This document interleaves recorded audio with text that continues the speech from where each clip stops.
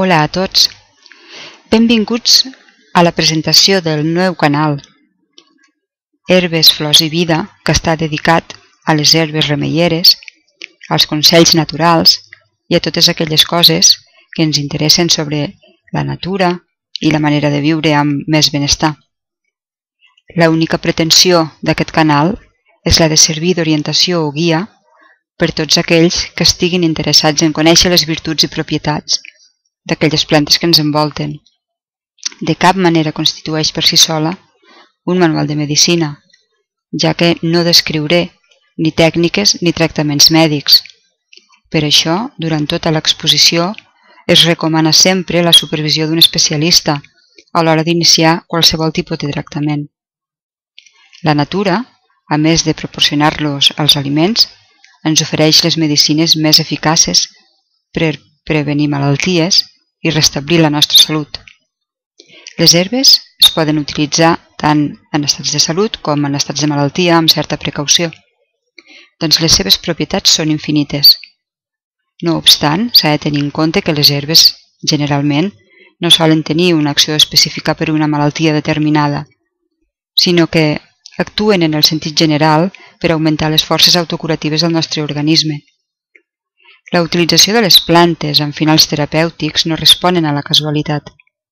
A principis de la humanitat, quan l'ésser humà estava dotat per diferenciar amb gran intuïció quines eren les herbes més beneficioses per curar-se de certs mals, aquest instint ara s'ha perdut, però és difícil no observar-lo en altres animals, com els insectes o com el nostre gos. Així, cada cop més, la fitoteràpia o art de curar malalties a través de les plantes és considerada com una part imprescindible de la terapèutica en l'anomenada medicina natural. L'avantatge d'aquests tractaments radica en què el nostre organisme tolera molt millor els elements vegetals que les substàncies desnaturalitzades o sintètiques de molts fàrmacs. Els remeis herbaris produeixen resultats més lents, però, lluny de ser un inconvenient, representen un avantatge, ja que no provoquen canvis radicals en el nostre cos.